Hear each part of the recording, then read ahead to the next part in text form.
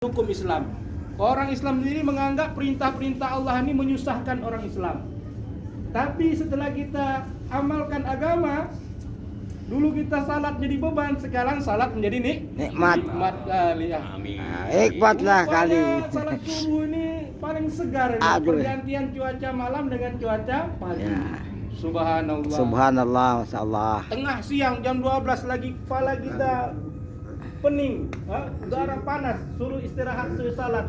Rupanya nikmat salat duhur. Iya. Kapan kita tahu hukum ahkam nikmat? Ketika iman kita Yuk.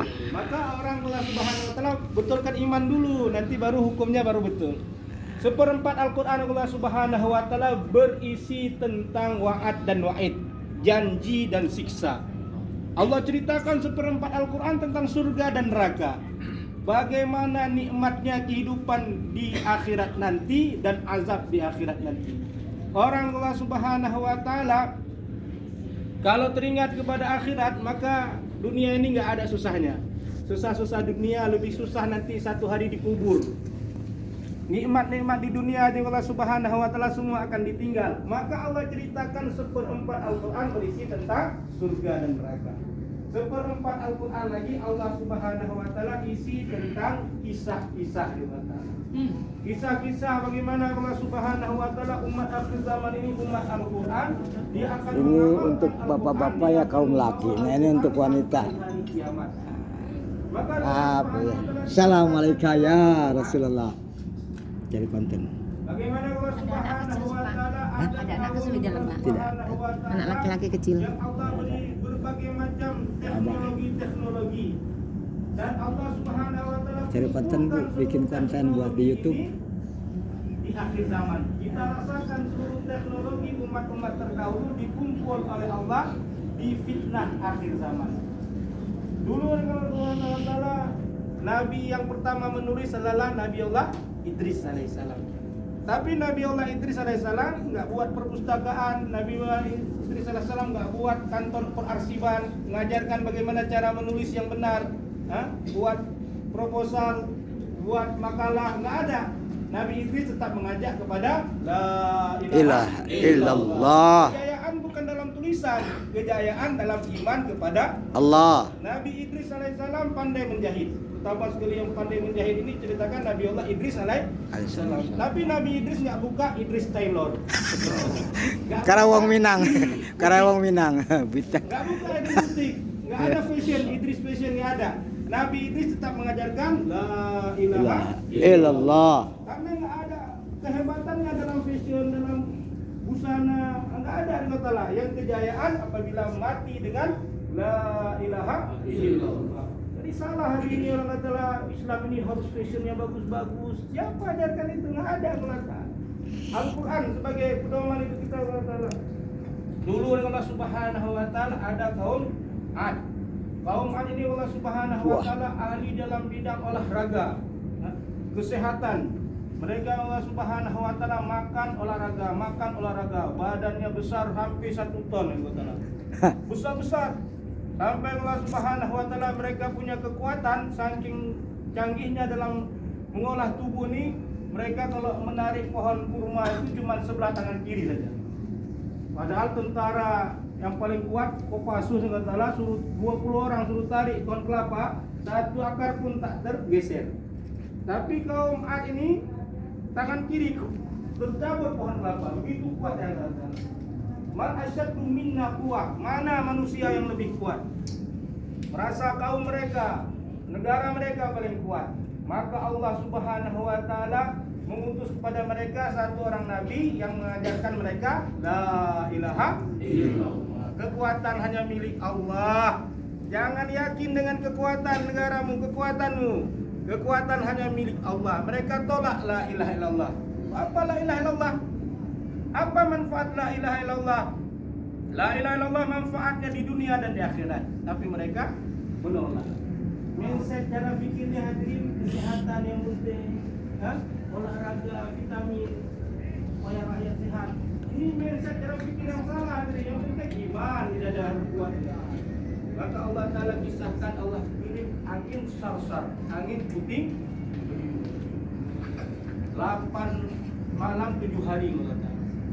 angin berputar begitu kuat dengan ta'ala, sehingga badan mereka yang 1 ton itu mulai terangkat terombang ambing gitu. Jangan takut, kita pegang 10 orang 10 orang jadi 10 ton 10 ton pun Allah angkat dengan Allah Ta'ala. Allah goyang-goyang berapa hari di udara? 7 hari di udara kata Allah.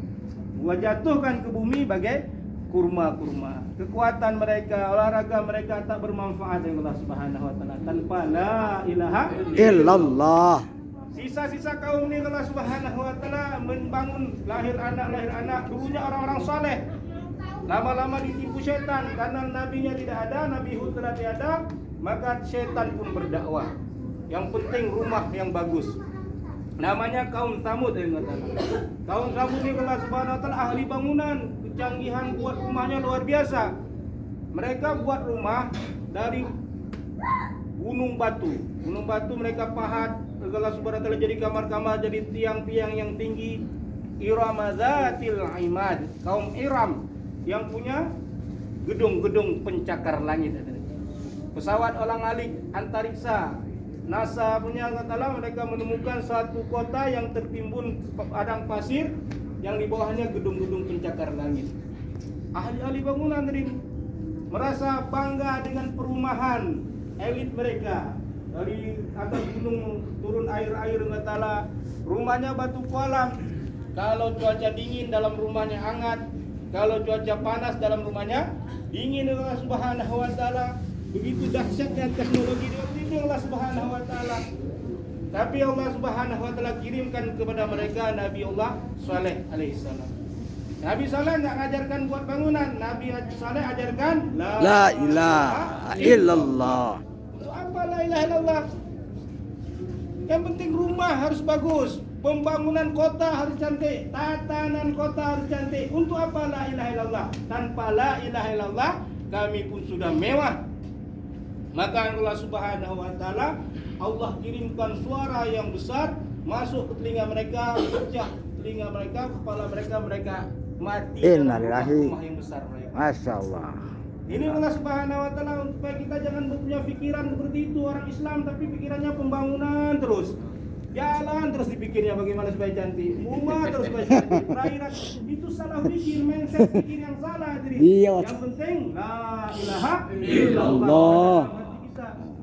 Dikisahkan dalam Al-Quran Allah Subhanahu wa taala dulu ada kaum Allah Subhanahu wa taala yang ahli pertanian.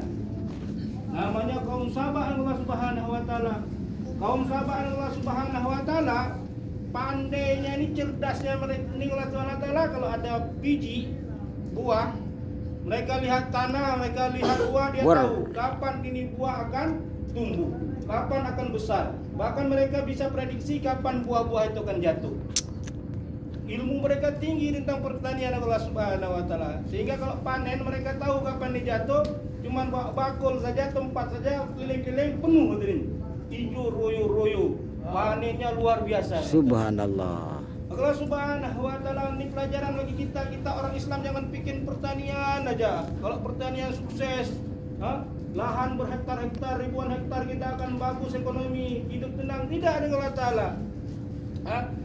Yang penting la ilaha illallah.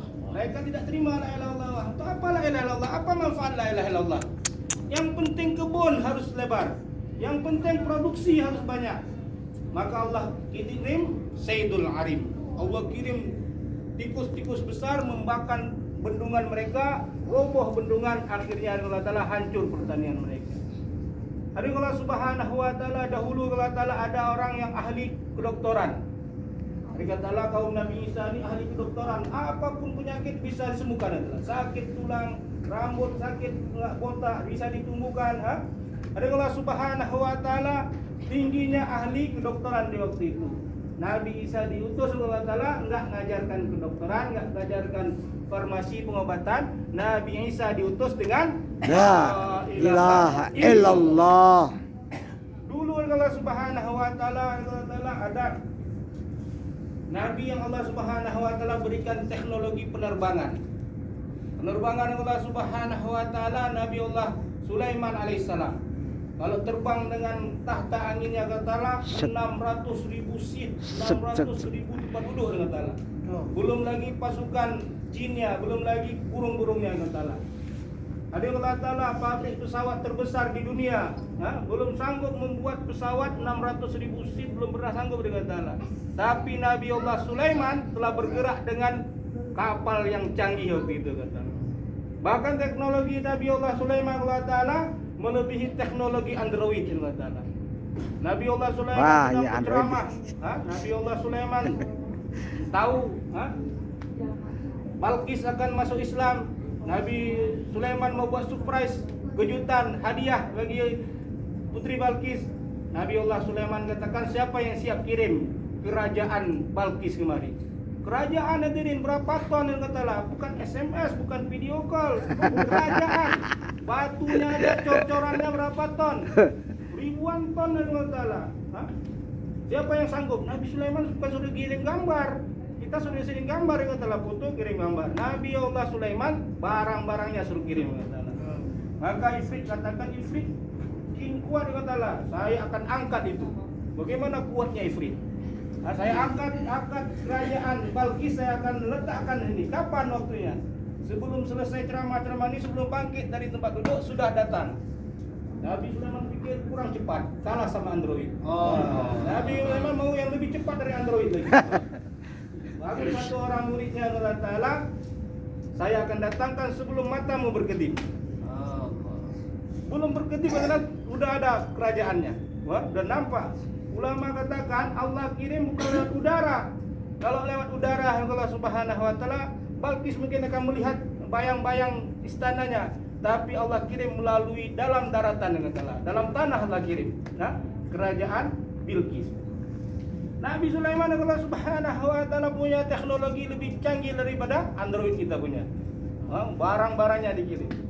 Ada Allah Subhanahu wa Ta'ala, tapi Nabi Sulaiman tidak bangga dengan itu semua. Nabi Sulaiman tetap dengan La ilaha illallah.